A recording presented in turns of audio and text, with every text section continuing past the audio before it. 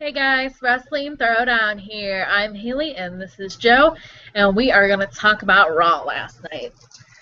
Now, Raw was, me and Joe were talking about it earlier. I guess there was some bad reviews, online for, Mixed reviews. Some people really liked it. Some people were a few. I would call it mixed reviews. Some podcasts and other stuff that I looked into. yeah. And me and Joe both think that it was good. I thought it was a nice surprise at the end. And the matches, too. The matches were really interesting and different, and that's what I liked about it. Like, none of them were like, you know, like, oh my God, we don't want to see this match again and everything like that. Like, they were all different, and that's what I liked about it. Yeah, fresh matchups. I really felt that way as well. You didn't have the usual same old shit matchups that you normally get. Yeah. Alrighty, Team Authority comes out, and they talk about, how they're having their match and everything like that. And then they talk about how Vince, they're talking about how the people, I guess WWE Universe, is how bad they're treating the Authority and stuff, and like they say that, oh, you used to treat Vince McMahon the same way and now you worship him, so it's going to be the same thing in a few years from now, you're going to worship us and everything like that. And they pretty much talk about how they can't lose, and they're going to talk about, and then they say that there is it's going to be the biggest contract signing tonight. Obviously, Team Authority versus Team Xena. Obviously, they're going to sign their names and everything, contract signing. And Team Authority is not going anywhere. And then they start talking about Ryback and about how Stephanie, she says that she respects him and that she, understands that there was some disagreement last week and everything like that, and Kane regrets doing what, he did and everything like that. And so Ryback comes out, and he says that he wants what's best for Ryback, Team Ryback. He says he's not on anyone's team and he does not care. And Stephanie says that's a good thing, stay out of it, don't, join Team Xena because, he has nothing for you. He's treated you like crap in the past. And then she shows him an older video, which was hilarious, when John Cena was making fun of Ryback about a year ago when they were kind of feuding. And she pretty much says that Xena never really liked him and everything, and that he was obviously treating him bad. And Ryback says, it doesn't matter because I am on Team Ryback. I don't trust anybody. I don't trust him, and I don't trust Team Authority. So I don't care. And so they say that's fine. And so Ryback leaves. And so then they say that they're going to make Luke Harper versus Dolph Ziggler. The segment was pretty good, Obviously, with Ryback, they were trying to obviously act like Ryback was still not going to join Team Xena, but we all could see it happening. That he was eventually, the Authority was going to get under his skin, or Xena was obviously going to convince him to join. So, really, this whole segment was to try to say that Ryback wasn't going to join any team, but obviously we knew that was a lie. Yeah, I mean, it was clear that Ryback was going to end up with Cena, especially after all the chaos that ensued last week. I feel like with Ryback, I almost wish they had kept him kind of a separate entity instead of injecting him in the storyline, because I feel like already they're kind of convoluting him, and that, the crowd wants to get behind him. They really do, but, is he a loner? Is he with Team Cena? Is he a heel? They've been kind of wishy-washy with it, and I've heard there's been some, moderate to lukewarm reactions for him at live RIP events, but he's not getting the reactions of 2012, but we all know he probably won't get back to that level. That was a level that was pretty, crazy at the time. But overall, the segment was pretty solid. Obviously, them talking about Vince McMahon. I wanted to bring that up for a second because Vince McMahon, the fans revere him because no matter how much of a vile, sinister character he was, he always gave his all to entertain. And, I feel like Triple H, backstage and all the work he's done with NXT and everything for the company, he does. But I feel like with this, Triple H, Vince McMahon, COO character. A lot of it's the same old stuff every week. Where Vince had Vince kind of he showed his flaws, and you'd see him getting mad with Patterson and Briscoe. They really don't try not to show Triple H flaws. So I think that's where the difference is. Like, fans respect Vince McMahon. He threw himself off cages, broke his tailbone throwing himself off a cage with Steve Austin. All the fights with Shane McMahon and Shawn Michaels. And obviously we respect Triple H for his contribution in the ring. Who can't respect the game? But I just feel like that's where the difference is. What Triple H was kind of alluding to there. Yeah, that's definitely the thing. That Team Authority is they're getting way too boring. None of their stuff's new and refreshing. It's just the same stuff every single week, and that's why a lot of people want them to just go away. They want a new GM or whatever they're going to do with this whole thing. They just want them going, and I can understand that, because even though I love Triple H, he's one of my favorite wrestlers of all time, he's just getting on my nerves. This whole thing is just getting on my nerves. It's been too long, the whole thing's it's getting old, it's getting tiring, and it's overexposed. It's overexposed. Yeah. And, we were talking last week, and, I was getting a little frustrated with Seth's character. Even Seth's becoming a victim of being overexposed. It's just 2, 3, 4, 5 segments of Raw. It's overexposure. And, sometimes less is more. It's tough on a 3-hour show because they just got to fill time. That's why I think they need to bring up more NXT people and almost use the NXT as kind of like a de facto cruiserweight division almost. Not necessarily bring the cruiserweight title back, but kind of have those be the, ooh, this is different kind of moments when you're looking for stuff during Raw. Yeah. Alrighty. Dolph Ziggler versus Luke Harper. And they made this an Intercontinental title match. As soon as they did this, I had a feeling he was going to lose tonight, because obviously they wanted to obviously, for storyline purposes, they wanted Dolph Ziggler to get afraid and, and obviously back down from Team Xena if he lost his title, And so Seth was on commentary, and they attacked him. Seth and Joey Mercury and Jamie Noble all attacked Dolph Ziggler and hit him with the briefcase before this match even started. And then, obviously, the match still continued. It was still a really good match, like a 15, 20-minute match. I don't know if it was, maybe it was that long. Was it like that long? I think it was that long. It was pretty long. It was pretty long. It was I think it was a 2-segment match. I think it was that's a long commercial break. So, yeah, it was about 20, 25 minutes. Great match. I love how they we don't often talk about match structure, but I wanted to bring it up for a second because it was different. Yeah, toss aside the Authority interference. It gave rise to a weakened Ziggler, and that moment of wow, this match can end at any time. Wow, he's weak, and boom, the match starts. Luke hits the big boot, which he's used as a finisher in the Indies and stuff. Big close finish. Then does a sit-down powerbomb. Big false finish. So 2 moments in the beginning of that match where you legitimately said, wow, it could end right here. And then they built it up, and Ziggler fought back. It was a great back-and-forth match. And, at the end of this match, you saw a new Intercontinental Champion, and people can say, oh, the Authority got involved in the beginning. But at the end, I mean, yeah, it was a weakened Ziggler, but it was still Luke Harper who got the win with, was it the discus clothesline I think he got it off of? Yeah. And there's been some different opinions on this whole thing. I know my friend Paul Jaser, he's not very happy with it. He said that since it's Dolph Ziggler, he does not like it. And anything with Dolph Ziggler, people love Dolph Ziggler and they want him to be pushed. So no matter who it is, I feel like if anyone beat Dolph Ziggler, it would have been wrong for them, because obviously Dolph Ziggler, they want him to get his push. But the thing is, too, is Luke Harper, I mean, he really needs a single shot right now.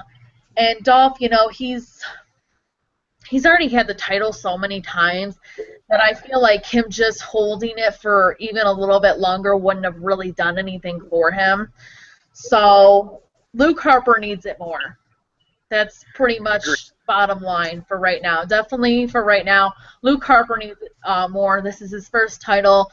especially as a singles. And, we'll see how he does with it. I think this was great. I was very happy with it. I know some people didn't like it, and I know Joe was happy with it. So, oh yeah, I good for Luke Harper. Video on my page, and I was excited. I didn't think it was going to happen, and then as the match progressed more, I was like, yeah, it's probably going to happen. But I was still really excited for it. Look, the thing with Dolph, holding the Intercontinental title for a year isn't going to do him anything. Eventually, he's going to have to break through the glass ceiling, adapt or perish, as they say. 2-time world champion, 2 cup of coffee reigns. I actually heard a great interview with Dolph recently on Talk is Jericho, Jericho's podcast. He had Dolph on, talked about the Spirit Squad, talked about when he was Chavo Guerrero's caddy, talked about his really whole career, talked about the concussions.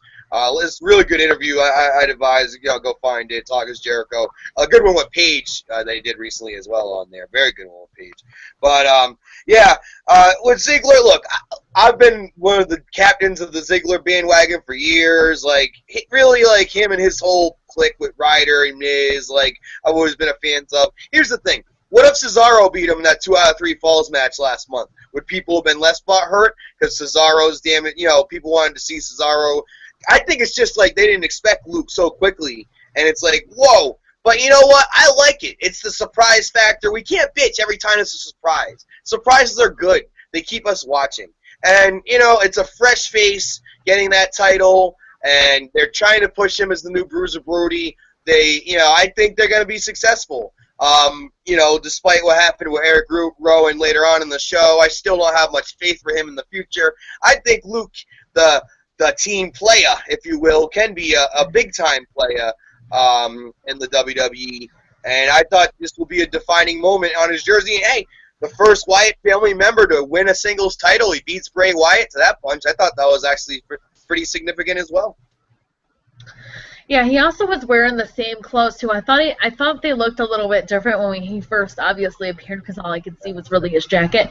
But he's still wrestling in the same stuff. So I think really it's like Shield changed their outfits, but the Wyatt family didn't really change their gimmicks. Well, Roman didn't change his outfit. Roman didn't change his. Well, yeah, but... Totally, but it's still Shieldy. We'll see when he gets back. I hear he's taking action to help his father. I really hope it helps him. I'm really excited to see how Roman Reigns has evolved with this time off. I really think it's going to help him. Yeah, rumor is he's supposed to come back. I think the week or two right after TLC. So we'll see. They say he's not even supposed to. I think it would have been nice for him to just come back at Royal Rumble. I think it would have been better that way, but he may get overshadowed because who else is going to be at the Royal Rumble? Daniel Bryan most likely going to be coming back. Yeah. Sting. Royal Rumble. There's a big rumor that Sting's going to be in the Royal Rumble.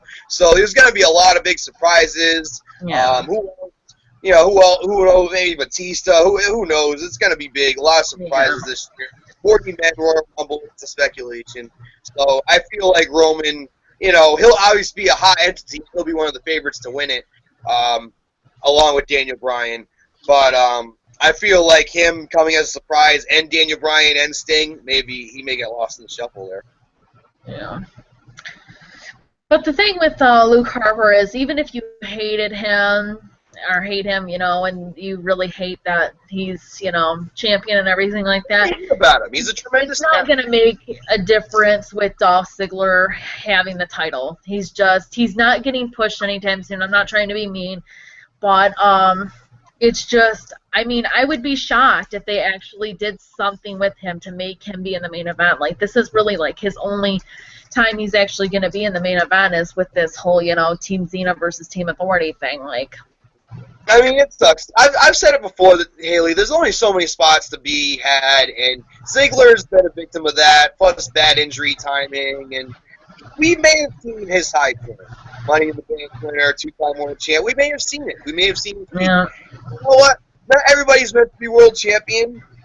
He's got a stellar career in World Wrestling Entertainment, and, who knows? Eventually, will he get frustrated? Will he leave?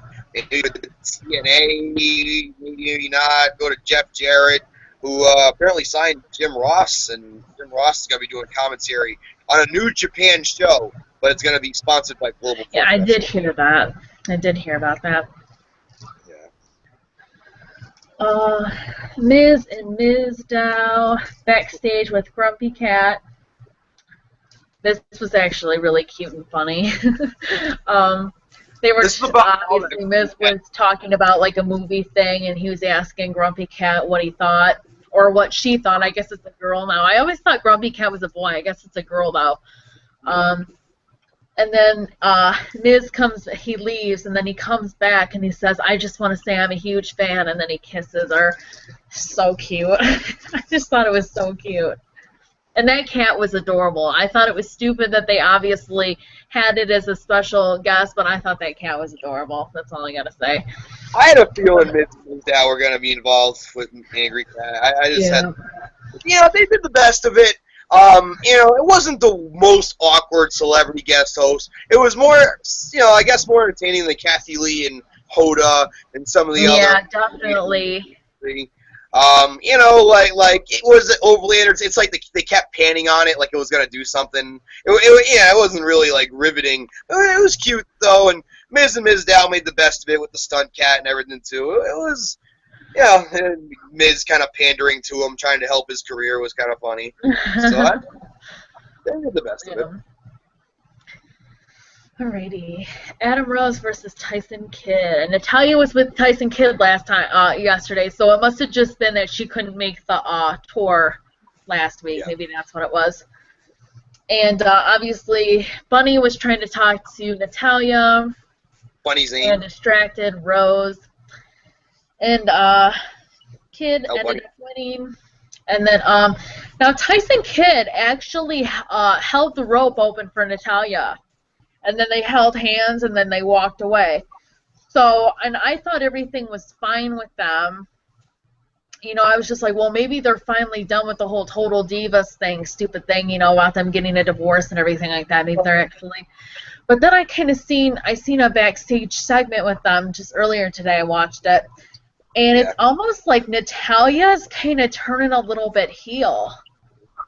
Like, she's kind of got, like, a different character now to her. Like, she's more agreeing now with Tyson Kidd that she was like, oh, I was going to slap that bunny across the face. It was extremely weird and everything like that.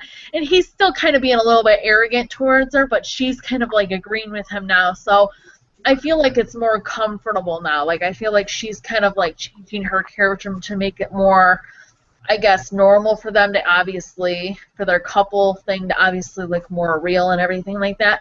Because it was just bad before. Now it looks a little bit more natural, and now it looks a little bit like they're getting along better. It's funny, talk about Divas. There was an episode that aired a few weeks before the season finale where they actually showed Tyson in NXT working on the new character, and like Natalya actually was kind of having feedback in it, like go with this jerk character, TJ, blah blah blah. It's almost like that character revitalization may help Natty as well. Let's face it, she comes off catty on Total Divas. It's not turned her babyface. I thought a lot of people thought that show would turn her babyface. No, she comes off irritating a lot of the time. A lot of times I find, not just because I'm a guy, but I find myself sympathizing for Tyson. Like, damn, homie.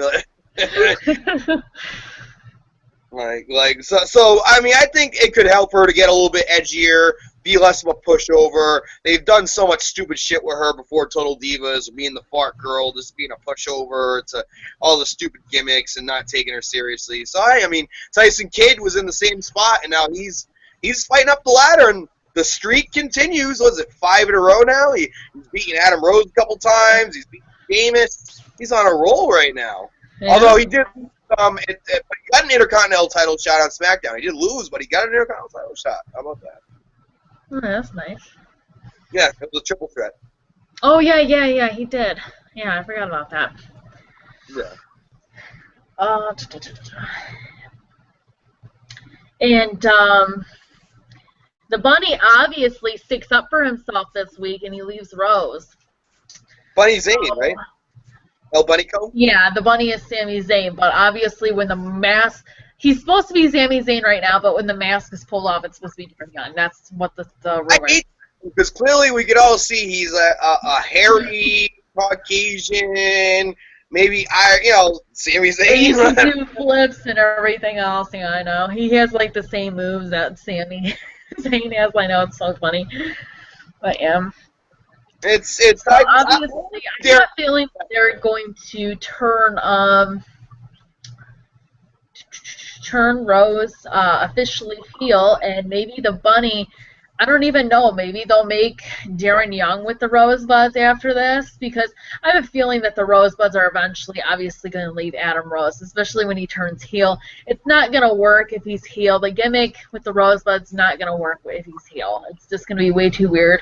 So they can do, I guess, a couple of different things with it, or just get rid of him completely. I think that they need to just get rid of him completely, to tell you the truth. And you were one of the people in favor of him at one point. Look, I mean, he seriously needs a drastic gimmick change. The heel turn will help. Seems like he's wearing more eyeliner and stuff, and maybe he can get into like a weird little gimmick like that. I mean, hey, if he can make it work, he can make it work. I mean, he was known as Leo Kruger in the Indies. Maybe he could channel something like that. So I haven't given up on him totally as a talent, but this gimmick I have given up on, and it reminds me a little bit of Fandango, but at least Fandango kind of got over with the crowd, whereas Adam Rose really just got stale quickly. Yeah. And I'm not gonna lie, I did like him at first, but he got too annoying, he got too boring, and he was just pointless. The best thing that Adam Rose did was give a bunch of indie wrestlers, including some guys I know, opportunities to be in the rooms. That's the best thing Adam Rose did. Like, ooh, who's this indie guy? Like, anybody who's a fan of indie wrestling. Actually, my buddy Smash, who wrestles out in Wisconsin and Chicago and stuff, a few of I think his trainer and a few of his friends were Rosebuds when I was in Chicago a few weeks ago. That's really cool. Yeah, I know JoJo used to be one. I know a lot of the NXT people are Rosebuds, and I think a few of them, like a few of the jobbers in the back, are supposed to be. Like Zack Ryder. Well, Zack Ryder used to be the Bunny, but yeah, I don't know. Bray Wyatt comes out. Injury that eliminates him, by the way, with Zack Ryder's injury. Bray Wyatt comes out, and he's talking about how nothing, and like if someone has nothing to love or nothing to lose, they are the most dangerous man in the world. Pretty much, that's what he says. And then he says that he's sorry to Dean about attacking him, but he had to get his attention because if he didn't, Dean wouldn't ever listen to him. And he says, I come in peace now. I want to help you. I want to save you. I want to take you away from all these bad people. And he pretty much talks about how his mom, and everything. And his mom was a stripper in real life, too. You can actually watch his CW promos, and he talks about that. And then how his dad abandoned him.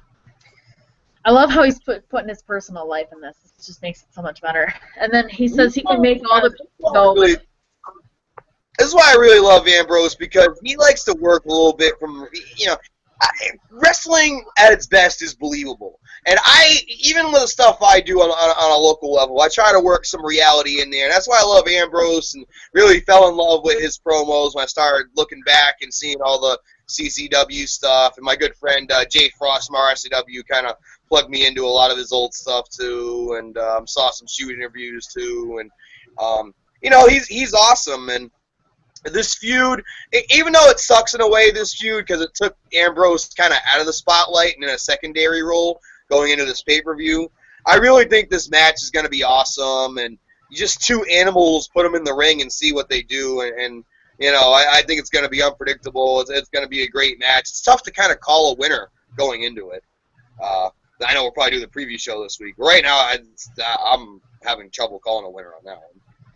A lot of people think it's going to be Bray, and I have to agree with that. Just because they're kind of what's the word I'm looking for? They're kind of like showing that like Dean's never giving up, but he's also not really I don't know, like he's losing. He's not really losing cleanly. He's like he keeps losing, but they're like kind of like stupid endings. So it makes the feud kind of continue and him to get more and more crazier and do more crazier stuff. And obviously it helps Bray Wyatt to get over, just like Seth too, to push him up to the top. So that's why I think Bray Wyatt's gonna go over, but we'll see. I wonder if this leads to somewhat of a heel turn or a union with Ambrose and Wyatt eventually. That's what my brother said. My brother said, I hope eventually they become a tag team because they will be so amazing together. And I have to agree. Like, they would be so great. Even just for the time being, because obviously John Cena's kind of with the Brock Lesnar thing, and then Roman's going to be with it, and Seth is, and, all these guys. And then even Daniel Bryan when he comes back. So I feel like Bray Wyatt and Dean Ambrose would be a good tag team, the time being, after the little feud's gone. And Dean Ambrose comes, he's talking on the Titron, and he says, I see you're digging up my past again, and he pretty much says that I got a little advice from you though. He goes, I'm recording this. This is recorded and everything, and I'm not really here right now. I'm outside the arena. And he attacks him from behind, and then this was the first time, me and my brother noticed, this was the first time we have not seen Bray Wyatt laugh. Usually after he gets attacked, or like he usually laughs, he actually had a really serious look on his face. He did not laugh or smile or anything. And he pretty much said that he didn't need saving, and he said, at Survivor Series, make sure you just save yourself. It looked like this was the first time someone actually got into Bray Wyatt's head. All the head games he's played with everybody since he's debuted, and this was the first time someone just as crazy as him got the better of him mentally. And it was really interesting to watch. It really was. Yeah. I thought it was a strong promo segment, and it really made me excited for this match. Definitely. Ryback versus Antonio Cesaro, another really random match. Now this match, it was funny because this match was a long match too, and when I seen this match, I was just like, I don't know how well these two are gonna work together, because one, obviously, I mean, they're both pretty muscular. I mean, they're not like small guys or anything like that. But Ryback obviously is bigger than Antonio Cesaro, obviously. And Ryback, he's one of those wrestlers that he's kind of like John Cena a little bit in a way. Like, he can have really great matches with some wrestlers, but some of the other wrestlers, he kind of, I guess, falls short. Like, he has a really hard time having a good match with some of these wrestlers. And so when I seen him facing Antonio Cesaro, I was kind of like, I don't know how well this is going to play out. I don't know how well this is going to happen. I don't know if this is going to be a good match or if this is going to fall short. But I was kind of interested in it because it was a different match. It was a new match. They've never fought before, because obviously Ryback was heel when Cesaro really started having his single matches and everything like that. So, they never really, and they're both obviously heel. Well, they were both heel at the same time. Now Antonio Cesaro was a heel, obviously. Ryback's a face. But I just thought that was interesting that they had this match, and I was kind of a little bit worried, and I was just like, I don't know how well this match is going to go play out. And John Cena was watching backstage, and Ryback won. This was actually, like I said, a really decent, good match, and it was good. Like, I was actually surprised that it was good because I didn't think that these two wrestlers were going to be able to, I guess, what's the word I'm looking for? Pretty much work well in the ring together, because there's certain wrestlers that don't work well with other certain wrestlers, and I thought these two were just going to be, it was almost going to be just like kind of like a strength versus strength match, and usually those matches don't really work out too great. Usually it's more like a strength and a technical wrestler usually will work better off together. But I did think this was an interesting, very good match, especially how it surprised me. It definitely surprised me. And after Renee interviews Xena, and she pretty much asked him about, Ryback and everything, and he goes, Well, it's pretty much like he said he's on Team Ryback. He's made it official, and he says, I guess whoever's on my team, I'll see him at the contract signing, and we'll see, who's actually on my team or not. But Joe, what were your thoughts on this match when you first seen them, come out and have a match? Did you actually think this was going to be a good match? I'm not gonna lie, I thought it was gonna be a 5-minute squash at first. I've been hearing a lot of rumors. I was shocked. I've been hearing a lot of bad stuff. This is Rose Doghouse, and he said something, he's getting the Dolph Ziggler treatment because he said something in an interview they didn't like. So that's why they've been jobbing him out. That's probably why they had him lose 2 falls to Ziggler. And, I thought, wow, okay, here he is doing nothing, and now he's against Ryback. And then he had an amazing competitive back-and-forth match where he's showing off his strength, and he's matching power with Ryback, and, wow, so, Ryback gets the victory at the end, but, I mean, he made him earn it, for lack of a better way of saying it. And it was very interesting. As far as Cena goes, he can shut the hell up. I mean, he's so worried about his team, but, he can't even go, friggin' Dolph Ziggler's getting jumped by 4 people. He can't even go make the save. And then, later on the night, you see more team members get taken out. Granted, that was more a one-on-one, so I kind of get why he didn't come out then. But it's you're the team captain. You're the guy who's spearheading the authority. My God! And he's putting all these wrestlers, when you think about it, careers in his hands, and their health, and they're getting hurt, in storyline purposes. They're getting hurt at the hands of the authority, and he's not coming out. To me, this was where I had an issue with Raw. The psychology there. I mean, I heard he was doing a bunch of Make-A-Wishes, so maybe that's why he didn't come out. But still, not an excuse. I mean, not that I'm a fan of overexposing. We were talking about overexposure earlier. I'm not a fan of overexposing Cena either. And, they were trying to put the authority over strong as, gang mentality going into this. But, I mean, especially, the Ziggler thing, 4-on-1 and you're not coming out at all. And then, that bothered. But you're a word. That's what was so shocking. Sheamus didn't come out, and, no one came out. And I feel like it wasn't just Cena's fault. It was, all of them. Big Show, Sheamus, what the hell were they doing that was so important? Yeah, but we saw later in that Cena might have been, talking to people to find a 5th member, Big Show and Sheamus weren't doing anything, obviously, so where the hell were they? Well, they're out having a laugh somewhere, talking about how the But, yeah, and the whole, I was telling them before, you cut out, I was saying that Ryback and Cesaro, it was a strength versus strength match, and that's why I didn't think it was going to be a good match, because, Ryback, he's kind of like Cena in a way. He has really good matches with some of the wrestlers, but some of them he doesn't pull through. And so that's why I thought this match wasn't going to be good, because it was 2 kind of strength guys. And so I was kind of I don't know how well this match is going to go. But, yeah, it definitely surprised me as a good match. It all depends on chemistry. I mean, when you talk about strong guys versus strong guys, Warrior and Hogan always comes to mind, the first time, not the WCW crap. True.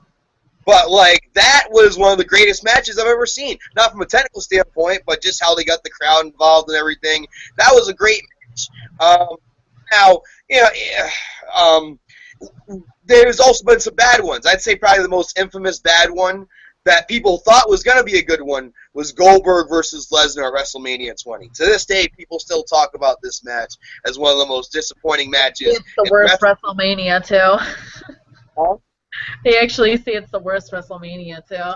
Well, WrestleMania 20 was one of my favorites. You want to know why it's one of my favorite WrestleMania, too. I know. Since I obviously been starting to watch wrestling, it's my favorite. The one the belts are dead, and one of them we can't talk about. That's why it's looked at like that. When Benoit won the title, then it was a big moment. I thought the Jericho and Christian storyline was really good too. I thought they played that out well too. That was one of my favorite storylines. Yeah, they did the swerve with Trish and Christian. I thought the only disappointment was Lesnar versus Goldberg, and you had the Undertaker coming back as the dead man. You had a lot of cool stuff at that WrestleMania. Yeah. Yep, my favorite. But that match though, Lesnar and Goldberg, it was one of the worst matches ever, and I see what you're saying, having to worry that maybe a Cesaro versus Ryback match would be like that. I mean, I knew if they would let them go, they could have a good match, because Cesaro, for all the kind of lack of continuity his storylines had, we all know he's a fantastic wrestler, and I think he would have worked great with Lesnar had they kept him at an elevated level and actually tied in the Paul Heyman storyline. And they could have got a match there. You know, like, I thought he would have matched up really well against Lesnar. To tell you the truth.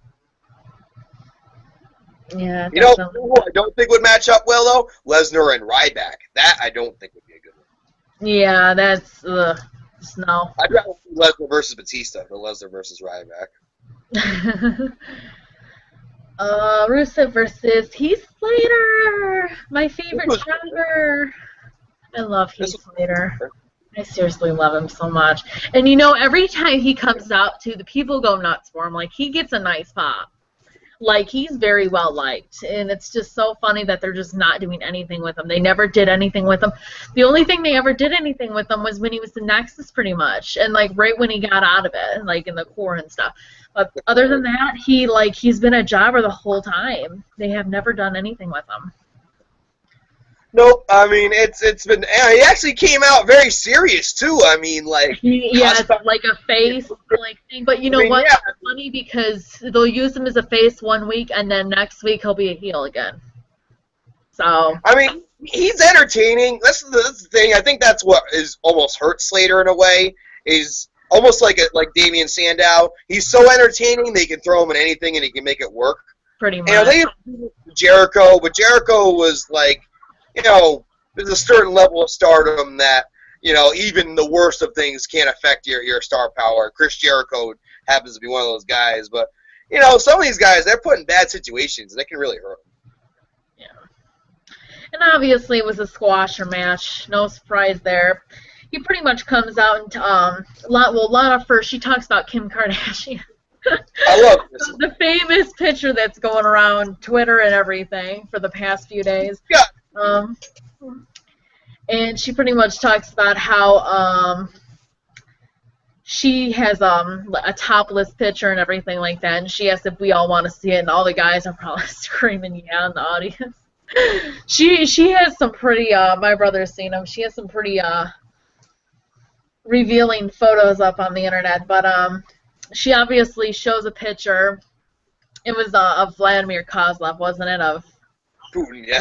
Not Vladimir Kozlov, I'm sorry. Vladimir Putin, isn't that what his name is? The Russian president? I'm sorry. Yeah, it was pretty funny. It was like awkward. Something out of Brokeback Mountain. I don't know why I always do that. I always mix up wrestlers' names. Like the Adam Cole and Adam Rose thing. I remember when I used to do that. And she pretty much says in our dreams that we would see her topless. And then Heath Slater came out and he tells her to shut up, obviously. And he gets a nice pop, obviously, as a face for a week and everything. And then obviously Rusev squashes him and wins. Apollo Creed, Rocky, and you know he came out. He was intense. Yeah, I'm gonna get you, you Russian son of a bitch. And then he cost you got caught. Oh yeah. He was bad. He was. For 2.5 seconds, like the crowd was ready to get into him. Like, all right. Definitely. He definitely, and that's why I don't like. I mean, everyone I talk to, they really like Heath Slater. Like a lot of them really like Heath Slater. He's one of the jobbers. Really Slater.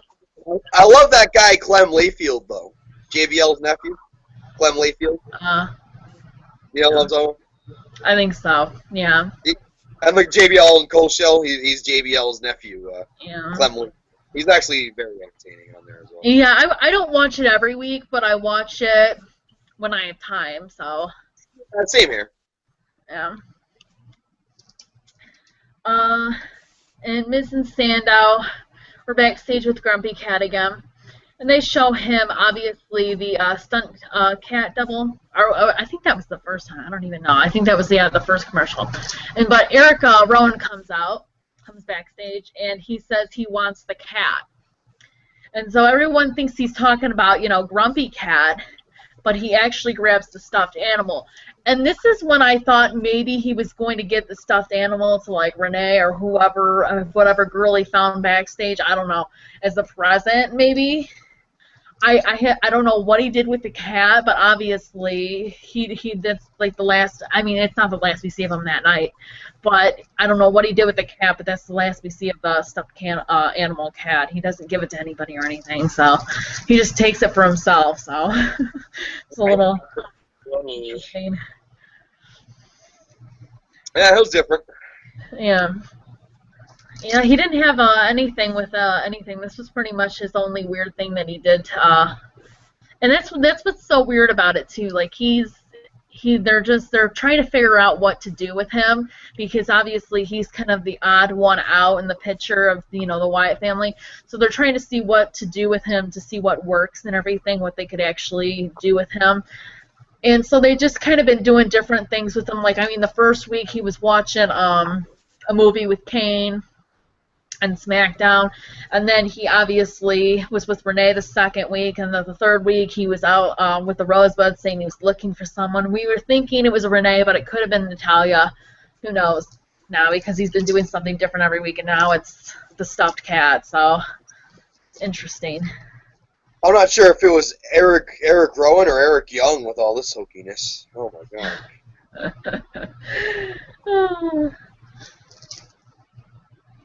Big Show comes out, and then Stephanie comes out, and she talks about his debut and everything, and she says someone's always, he's always trying to jump in someone else's shadow, and he's trying to always main event and everything like that.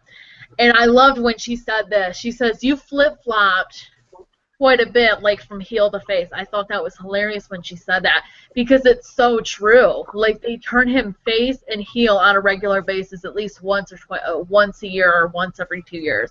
Like it's He's got to have the record. I don't know if they keep such a stat, but Kane and Mark Henry got to be up there too. That's why I'm just sick of. Yeah, definitely Kane. Definitely Kane. Yeah. I feel like Mark Henry's been a little bit more face than heel. Like he's just been mostly heel his later stages, and he's been mostly face his earlier stages. I feel like I don't know. There's a middle period you're missing when he was a heel on SmackDown, and then he hurt half the roster with Batista and Undertaker all getting hurt at his hands. Maybe I am not thinking about that. I can't even remember that. I must have been young. I was probably that was probably my first few stages of watching wrestling. Yeah, he was an ECW too, ECW champ. He was a heel then. They've always flipped them back and forth. Yeah.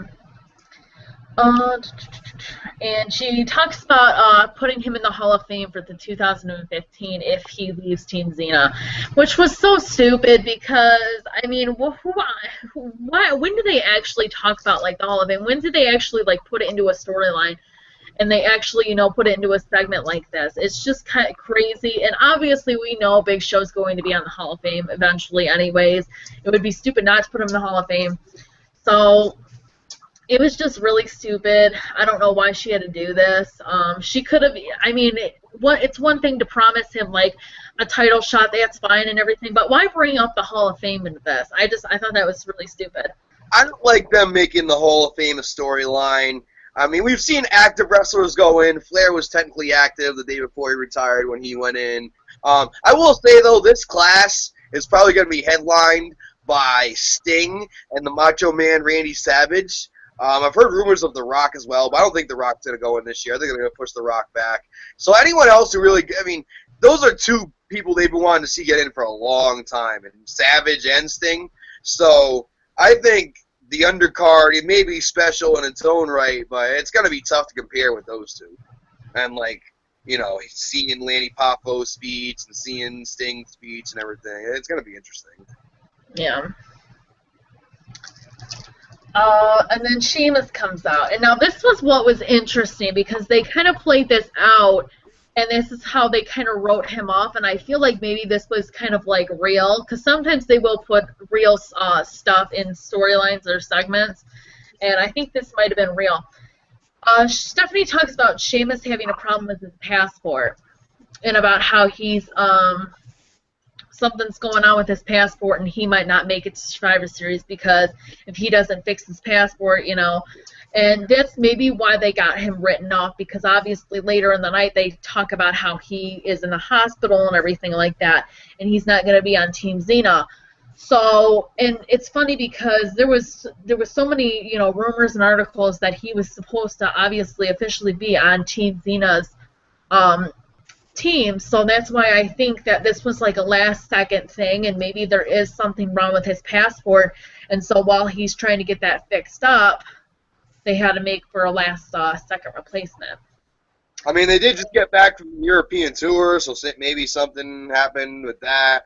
I don't know what could have happened. I'm not an expert on travel visas and overseas visas, but I mean, it's certainly possible. I haven't read anything to know one way or the other, but it's certainly possible. They've done it with Drew McIntyre before 3MB and other situations in the past when real-life visa situations were added in the storyline.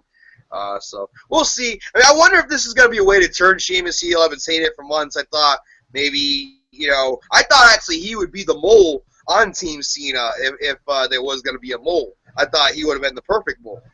No one would have seen it come except for me who's been seeing it. Well, who they replaced him with, he definitely can be the mole too, because his friend is on Team Authority, so... I don't see that. But she talks about how she wants them to have a match, Big Show versus Sheamus, and the winner gets a title shot. Which, by the way, Cena's a contender, right? Yeah. Exactly. It's just like everybody's a #1 contender shot, pretty much. He's just promising everybody title shots, pretty much. And Big Show versus Sheamus. And Rusev and Mark Henry obviously attack them, so it doesn't even end cleanly. By the way, another logic moment, or lack of logic moment. Was I the only one uncomfortable with seeing Rusev and Mark Henry on the same side now, without any kind of, reconciliation moment? That is weird, yeah. I didn't even really...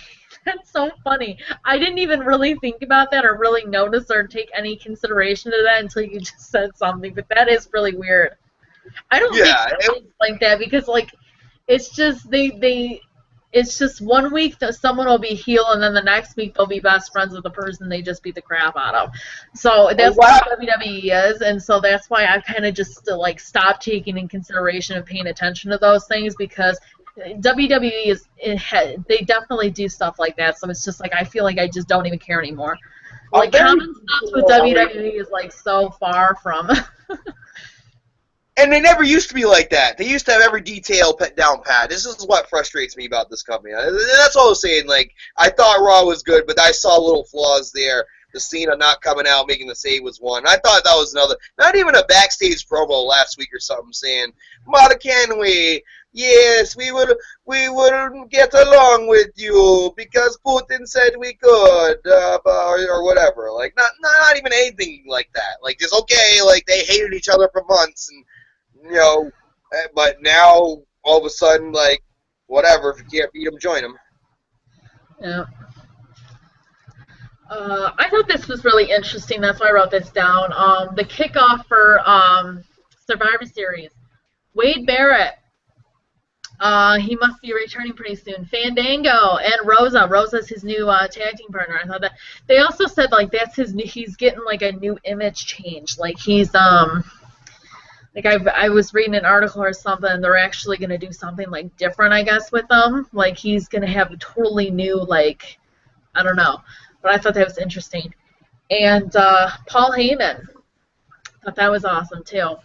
I thought that's going to be, I don't know. I thought that team was really interesting. Wade Barrett and Paul Heyman together.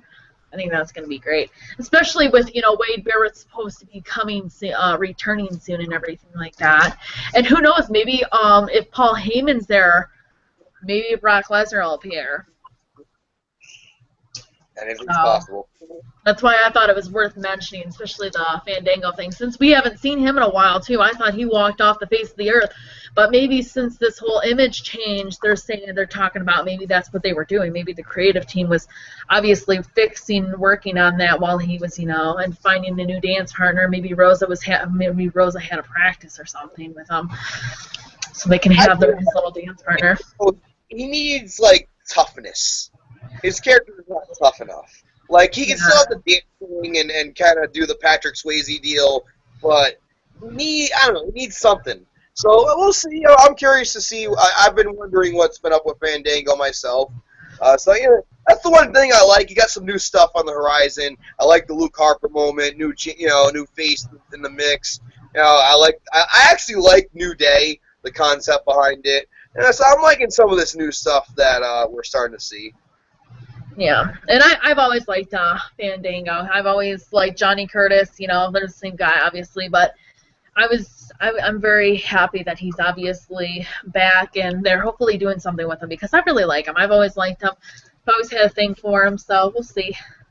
Johnny Curtis actually started out in the New England area, wrestled in Rhode Island, Massachusetts, wrestled for PWF Northeast, so he's got a tie-in in New England.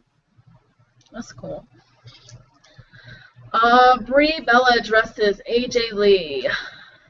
Awkward. Everyone said she looked really good. Yeah, AJ actually had. And AJ Lee even said she looked better than her. I thought it was funny. Versus Nikki Bella, and this was an exhibition match. And AJ Lee obviously joined commentary.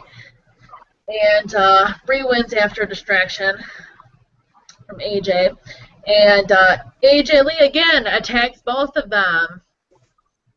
This a real face, right? I mean, and I kind of see my brother made a really good point. He pretty much said she's kind of like Stone Cold Steve Austin, because when Stone Cold Steve Austin was face, he would attack everybody. And I can see that, yeah, but I don't know. It's just AJ Lee, I feel like they need to just make her heel. She's just, I mean, at first she was a good face because she was more like, she wasn't really attacking anybody. She was kind of like, she was just kind of crazy. But now she's just kind of like where she's just, I don't know.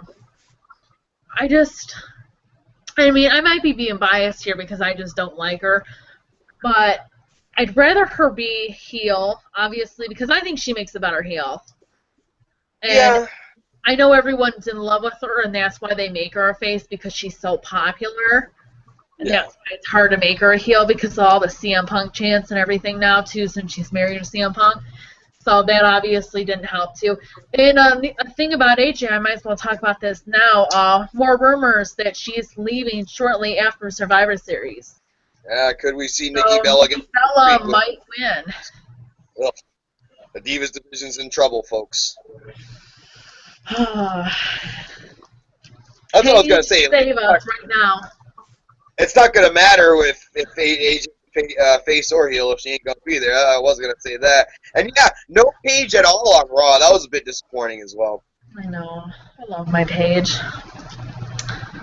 And that's why I think maybe they gave AJ Lee the title one more time. Maybe they wanted her to have it 3 times before she left. I don't know.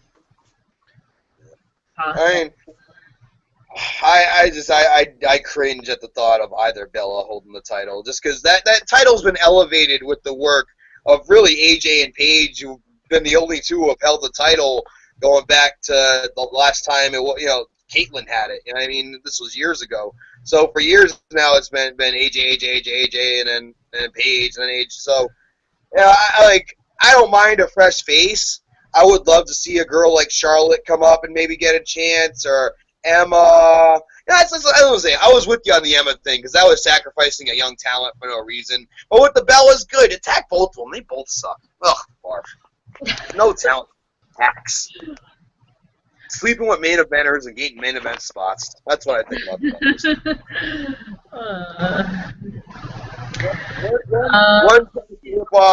One marries a Ring of Honor guy and then dresses up like the other Ring of Honor guy's wife. Like, you serious?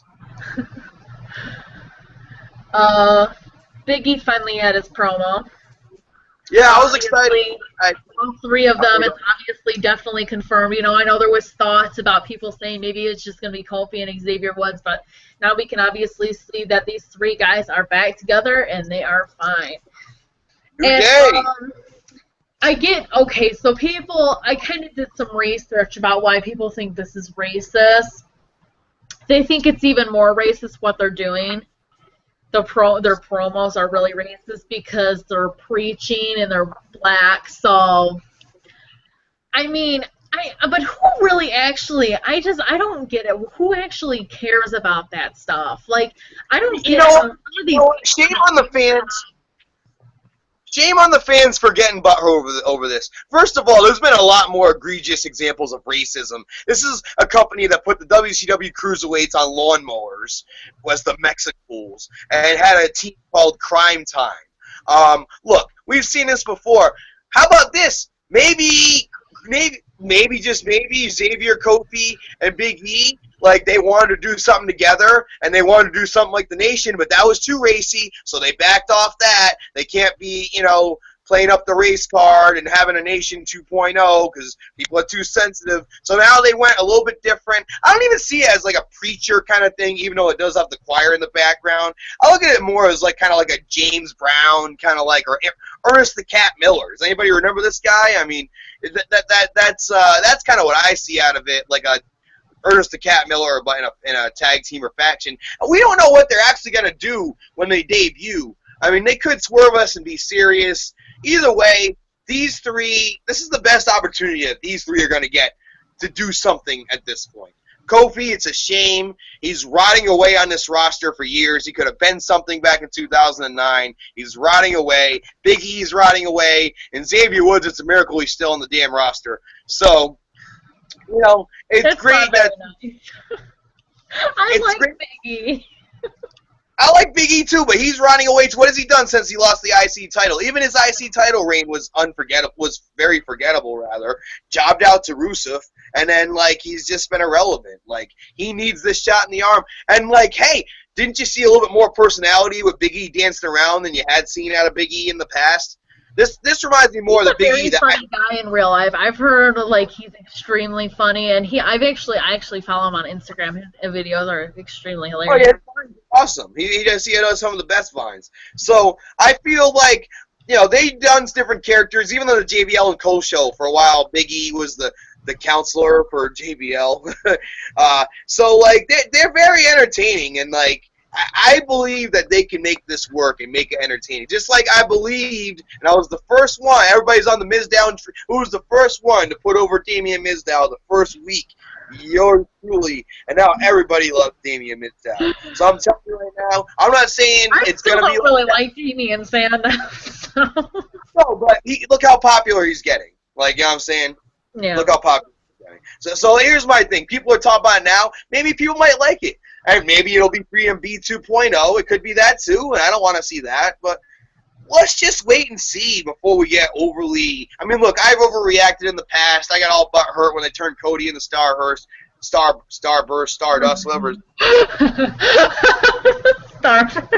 That wasn't even intentional, but it was pretty funny. But, look, I have faith.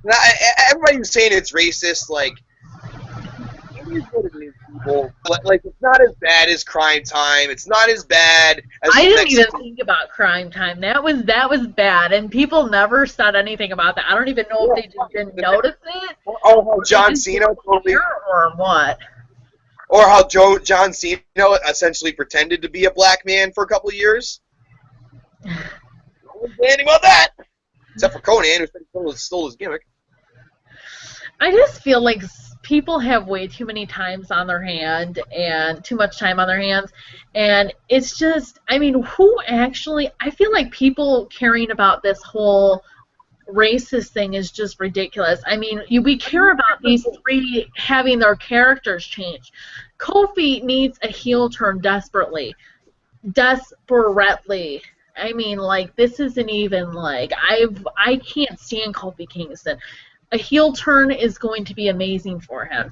And Big E, he was a better heel anyways than a face. And Xavier Woods, obviously, he's a great talker, so he's going to be obviously a great leader for this group.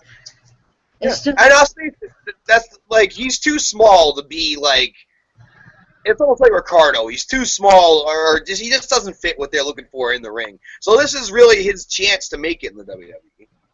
Yeah. And it's like, as soon as someone gets pushed, everyone always said, oh, Kofi Kingston needs to get pushed.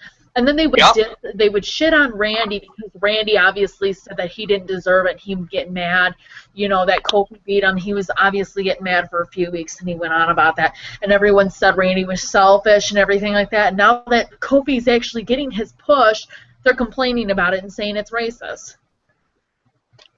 Damned if you do, damned if you don't. So, I just want to hit people in the face. Some of these people. Here's the thing,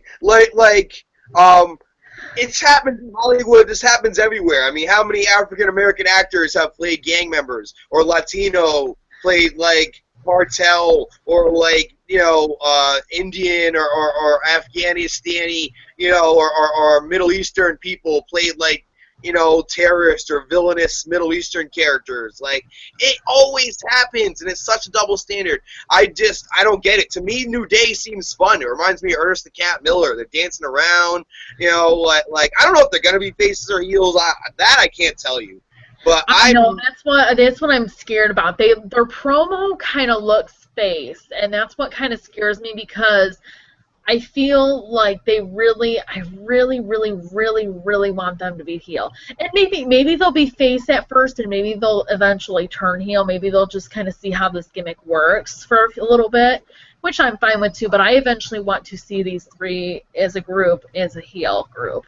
I mean, this is also the same company that turned 2 Puerto Ricans and made them Mexican Max Matadors, right? Mm-hmm. Just saying. Yep. And put a pole in them. John Cena and Ryback backstage. And John Cena pretty much talks about how WWE needs you. And Ryback says he doesn't take kindly to insults. And John Cena goes, well, you know what? I did that stuff a year ago to you because you were, a jackass pretty much, and you earned my respect. He says, you beat the crap out of me after, and you earned my respect. That's what John Cena said. And Ryback says he's still on Team Ryback, and John Cena calls him selfish and then walks out. And that's what John Cena does always. He always calls some people selfish to get in their heads. We're like, oh, you're selfish if you don't help me out. It's just like he's not on Team Authority, so how is he selfish, Maybe he just doesn't want to be involved. The pot calling the kettle black, and all these reasons that we're talking about today, we always talk about why does Cena get shit. We've cited through this entire Wrestling Throwdown broadcast all the reasons why John Cena currently gets shit today. All the reasons. It's true. It's damn true. I mean, you saw it in the promos they shot. Ryback was saying, as Cena was dogging him and saying he had no brain and no testicles and all this stuff, that freaking... that if you remember the build up to that storyline, Cena legitimately didn't have Ryback's back when it came with the Shield jumping Ryback and other stuff. So Ryback had a point, and they turned it and made Ryback look like the asshole. And now here's again, Cena's just Jofa's one, but Dolph Ziggler can get beat up by 4 people, and he's the only one for weeks who stood by your stupid side, and you can't even go out and check his damn pulse, stupid West Newbury white boy. Ugh! I hope The Rock comes back and owns you again, you son of a bitch. I like John Cena.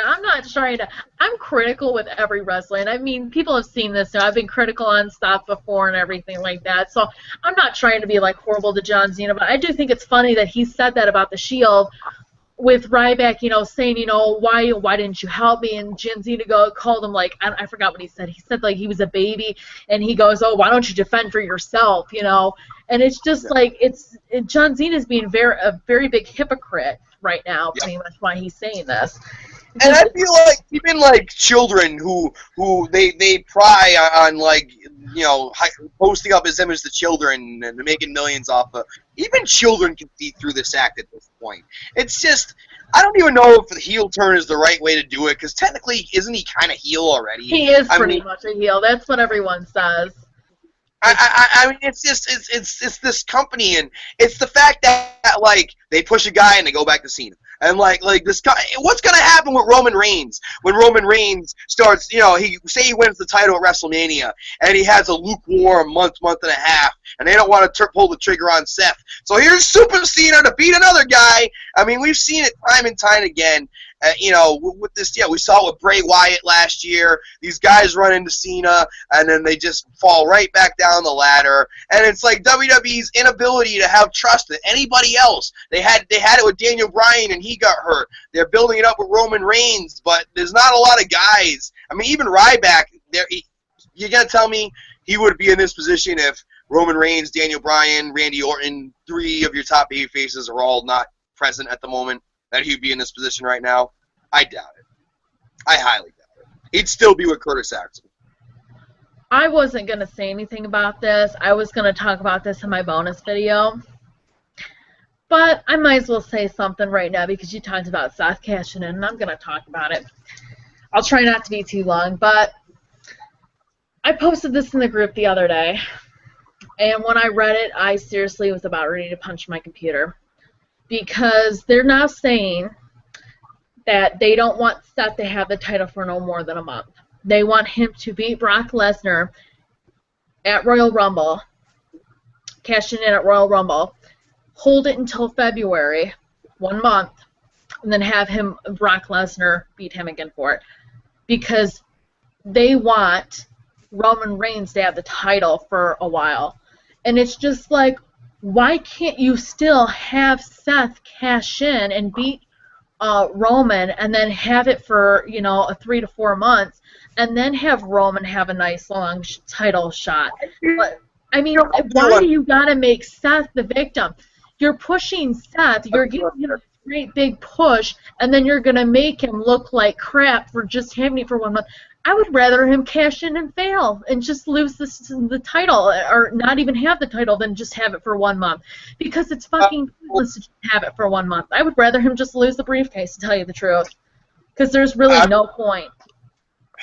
It's tough. I feel like they should have pulled the trigger at Night of Champions. I truly feel that way. When he came out and he was that, they should have just pulled the trigger then and then had him and Cena feud for the belt. And, whether he would have held it till WrestleMania or not, or have Brock win it back and then Brock lose to Roman like the original plan. I still think Brock losing to Roman is okay because I want the guy, he's the guy who beat the streak. I want him to lose at WrestleMania to make a guy, and Roman. And Joe just dropped out. But I'm pissed about that. And, I mean, people were, commenting on it and agreeing with me, too. It's bullshit. Like, he should at least have it for at least 3 to 4 months. I mean, I'm not saying that his first title reign has to be at least 6 months. I'm not saying that. But 3 to 4 months is legit. For how big they're pushing him and I mean, seriously, they were talking about this for like 6 months now, that he was going to be the first guy to cash in successfully at WrestleMania. And now all of a sudden they're just going to change their mind and be like, oh, yeah, we're going to push him so much, but now he's just going to have the title for 1 month because we want Brock Lesnar and Roman to fight. It's just like, why don't you just have Seth, even if you don't want to, have him cash in at WrestleMania, why don't you have him cash in at Royal Rumble and then have him and Roman fight at WrestleMania, because at least he'll have the title for 3 months, 3.5, 4 months. Done. Contact. I mean, they have Brock. Yeah, he actually will have it for about 4 months, 3.5. But it's bullshit. It's really bullshit. And obviously Joe's having a problem with his mic right now. But it's fucked up. It really is. And I'm not just saying that just because I love Seth. I would say this for any guy. Like, if this was Dean, and I love Dean too, or even if this was Roman, I feel like it's not fair to push someone like this, give him all this publicity and all this, stuff, and then only have him have the title for 1 month. It's just bullshit. Oh, can you hear me? That's all I got to say about that, because if I say anything more, I'm just going to blow up. Can you hear me, Haley? Hopefully Joe's mic fixes itself pretty soon. But it just pisses me off so bad. Because it's not fair. And that's the whole thing too with Dean. I mean, I mean, what if they did the same thing to Dean? You know, gave him a really big push, and then only had him win because he's probably going to win the briefcase this following coming up here, 2015. I have a feeling Dean's going to win the briefcase. And what if they did the same thing to him after this huge push? It's just not fair to anybody. Any wrestler they do this to. Yeah, I can hear you now. All right, here's my spiel on this real quick. I got to wrap this up soon. But, look, I feel like they should have pulled the trigger at Night of Champions. Brock wasn't going to be there anyway. Having an absentee champion has not been best for business. I don't care what anybody said. I was in favor of Brock winning the title, but I wanted to see Seth cash in at Night of Champions when he came out, instead of just like having Cena stop it. He should have cashed in then and there, had Cena chase him, and have Cena put someone over for once, him survive the Cena thing, and then if Brock wasn't going to come back to Royal Rumble anyway, it would have made sense for Brock to beat Seth at Royal Rumble, maybe even as a babyface, because, you know, or tweener or something. But, like, a run for Seth from Night of Champions to Royal Rumble would have been better than a run from Royal Rumble to Fast Track. Would you agree or disagree? I mean, I still feel like Seth should be the first person to cash in at WrestleMania, like they should have done it, but because a lot of people are going to disagree and say that, you know, oh, Seth beating Brock Lesnar is just bullshit and it's unbelievable, you know? It's better if he beats Brock.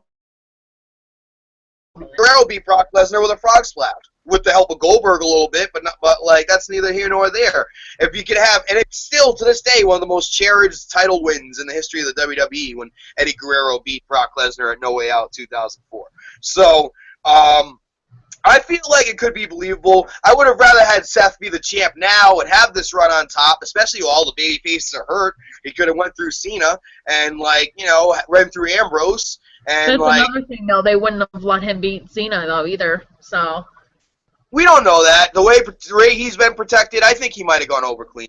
The way they protected him, I think so. But look, I mean, the first ever Money in the Bank winner, Edge, won it at WrestleMania and waited almost a year to cash in at New Year's Revolutions, and then they had him drop it 3 weeks later at Royal Rumble, and everybody was pissed. CM Punk, the first time he beat it, he won it, beat Dave Bautista. He didn't even officially lose it. He just got punted in the head by Randy Orton and got taken out of the Scramble Championship match, and Jericho walked away with the title, and Punk never even got a rematch. So they, you know, I mean, Damian Sandow not even, you know, unsuccessfully cashing in. So I mean, they've done worse, more egregious incidents.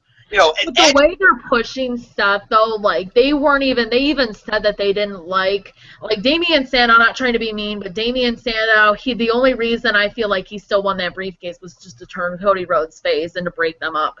But and also with the CM Punk thing, they obviously didn't like him at first, and he wasn't really getting that big of a push. With Seth, he's Team Authority. He's obviously winning all these matches and everything like that. So, I mean, he's undefeated with Dean Ambrose still. So it's just... I mean, it is what it is. I'll say one thing about what you talk about to put a closure on it. Suppose he did cash in at WrestleMania. I mean, I think that would have been great for his career.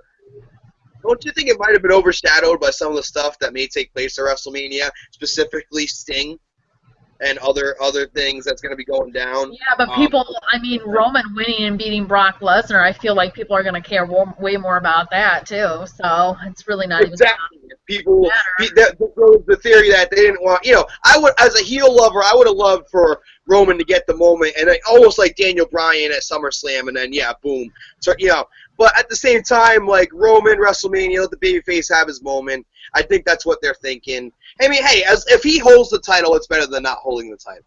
It's better than being Damian Sandow. I'll tell you that much. Or Dolph Ziggler, who wins it and then doesn't even get to defend it and gets hurt and loses his first title defense. I feel like Seth is just way too good for this. Just way too good to be treated like this. That's just my opinion. And I know a lot of other people agree with me too. I know you're a little bit. I feel like you know you kind of like to disagree with me a lot when it comes to Seth. I seen that little what I'm saying is I knew you were gonna pick Finn just to disagree with me, but it's fine. It's whatever. But they've already set a precedent of pushing a guy to the moon and then squashing him. They did it with Edge on the first time he cashed in, and that was the first time ever Money in the Bank. They did it with Rob Van Dam after he got arrested for having pot. They did it with CM Punk the first time. You know, they've done this before where they hyped this guy up as the next big thing. They did it to Jack Swagger. He cashed in on Jericho, and that was a very unceremonious one. They've done it a bunch of times. So to me, it just doesn't surprise me that they would build the guy up just to kind of blow the payday, and then we're back to square one. It just doesn't surprise me. I'm not saying Seth does or doesn't deserve it. What I'm saying is Dolph Ziggler didn't deserve it. Edge didn't deserve it. CM Edge Punk definitely didn't deserve it. Edge is my second favorite wrestler of all time. So that was may or may not have not deserved it. So I mean, like those are some Hall of Fame caliber names. You want to talk about Edge, Rob Van Dam, you know what I mean? I mean CM Punk. So there's been, you know, I think Seth's gonna be fine. It's better to have the title than not have the title. And keep in mind what Triple H always says, and I'm gonna end this debate on this. The title doesn't make the man makes the title. Woo! Usos versus Las Mandadores versus Miz, Mizdow, and Goldust and Stardust. And obviously this is going to be their fatal four-way for Survivor Series 2 for the tag team titles. And Damien, Mizdow, and Miz and Goldust and Stardust win, obviously. Nothing too much to say about that. I seen that match coming up from a mile away, though, the Fatal 4-Way. So, and that still is so freaking weird that their Las Mandadores is getting this push now all of a sudden. Just doesn't make sense to me. I just hope this is an excuse to get the belts on Miz and Mizdow.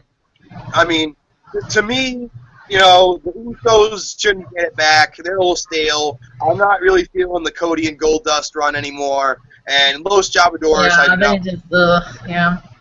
So I'm hoping Miz and Mizdow walk away from it. It'll be a great moment for Damien Sandow, who should have won the tag belts with Cody as the That'll be his first belt. Yep. Unless you count the Money in the Bank briefcase, yeah. Yeah.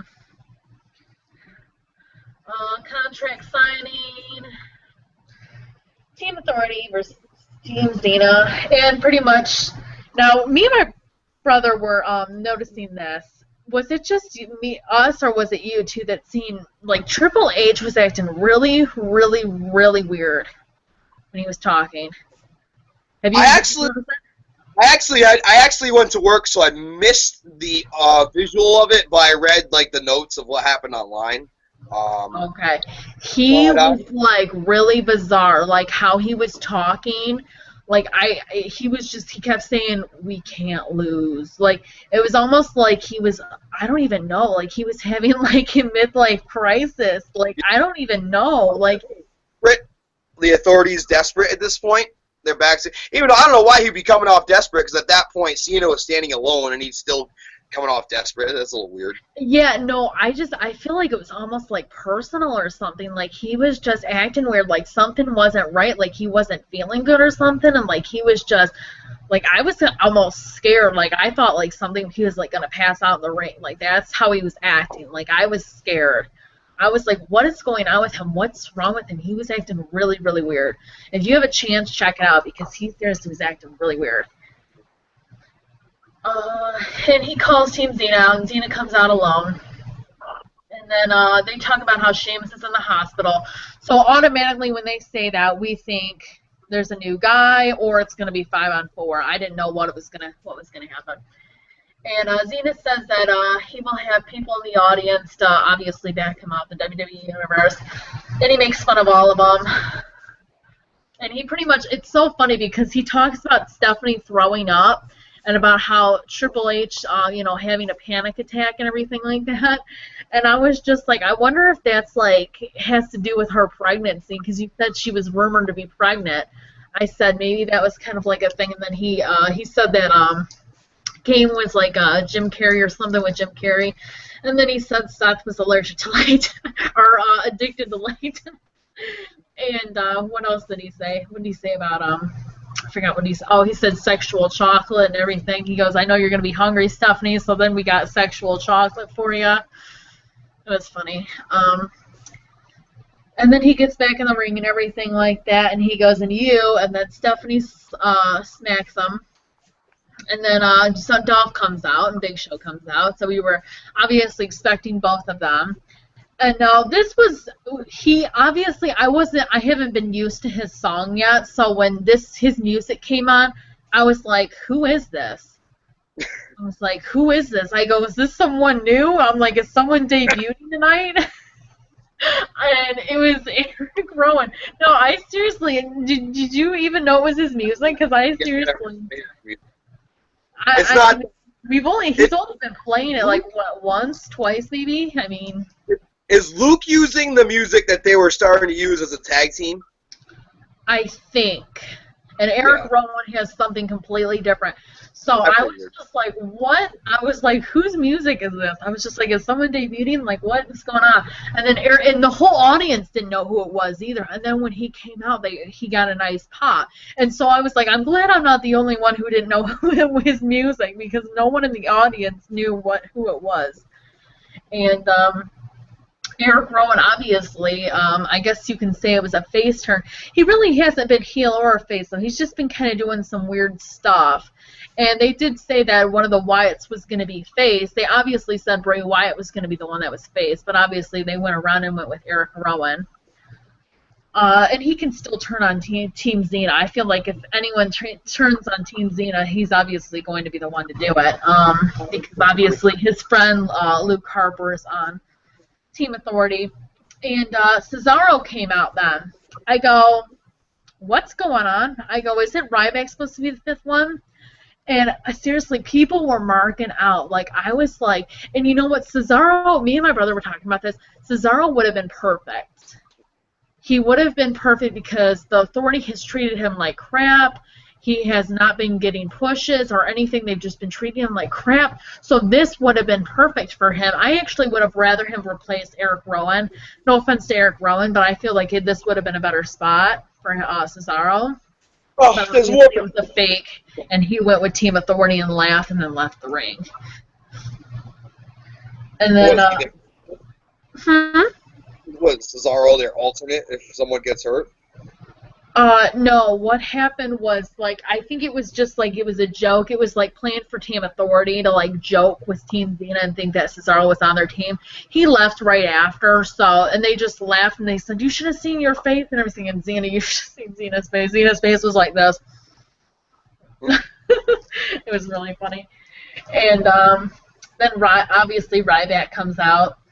And then they all attack him, and then Xena AA's Triple H through the table, and that was pretty much that. And then they all, raised their hands in victory. Took a big stand Raw. You don't usually see that much anymore. Yeah, I did think Eric Rowan was a very nice, good surprise, especially since no one knew who it was, even when the music happened. Like, everyone was just like, because they haven't heard his music yet. Like, people did not know who it was. And then when he showed his face, people were cheering. So I thought it was cool. It was nice. I mean, hey, I'm happy for him. I mean, it's a good opportunity for him on Team Cena. I didn't think he was going to get an opportunity like this. So, hey, I mean, we'll see if he can make something of it. I hope he can be better than Festus. I'm not saying he's not going to. So. Yeah, I'm kind of feeling him now. I think the crazy kind of like face gimmick, or it's not really crazy. It's kind of like a creepy kind of strange face gimmick. I think it could work. I definitely do. Because, I mean, he's a face and everything. And if they keep thinking of, like, little stuff for him to do backstage, he can kind of be like an entertainment kind of comedy gimmick just for fun, but he can also, be there to help other people and, He also is probably going to feud with Luke Harper, obviously, too. But Luke Harper's also supposed to feud with Dolph Ziggler for a while, though, too. So who knows what's going to happen with that. Maybe they'll have a few tag team matches with Dolph Ziggler and Eric Rowan versus Luke Harper and whoever. See, that's why I don't see Eric Rowan turning, being the guy. It's too stupid. Like, they just turn him babyface. They're not going to turn him back. I really would not rule out Sheamus still as being a mole. I just wouldn't. I don't know. That's just me. I think it would be awesome. I think it would be really good for Sheamus, and I think it would help him a lot. We shall see. There's going to be a lot of interesting stuff free on the WWE Network this Sunday in St. Louis. Are you actually going to get it? I may. I'm working the Detroit Lions. The Lions are actually in town playing the Patriots. I'm working that game, so I'm hoping to get back in time to watch it. I haven't subscribed to the network yet, but I'm close. I'm close. All right. Well, guys, I hope you enjoyed the video, and I will be doing an extra bonus video too this week. I'm sorry I didn't do one this past week. I was pretty busy. But don't forget to thumbs up this video. Don't forget to subscribe. Don't forget to follow us on Twitter. And don't forget to join the Facebook group. And Joe, don't forget to follow him on his channel. I know he posted a few new videos recently. His live reaction to Luke Harper winning the IC title. And what was the other one you posted? Yeah, that one I posted last night. I was very excited for Luke Harper. I also posted a video of my thoughts on Eddie Guerrero's passing 9 years later. I did a video on Vince McMahon and that weird promo he cut on SmackDown in Liverpool, and how I thought, like, is Vince actually losing his marbles? I just thought it was weird. I didn't even see that. I need to see that. I didn't really watch SmackDown this week. I kind of just caught their It didn't make it, but he had come out to the live crowd and was like, Liverpool being a bad crowd. Actually, it was really weird. It was another act of desperation from this company. So there was that. There's a few other stuff on there. Go check it out. Some good stuff. Yeah. Alrighty. Thank you guys so much for watching, and I will see you on the next one. Bye. Subscribe.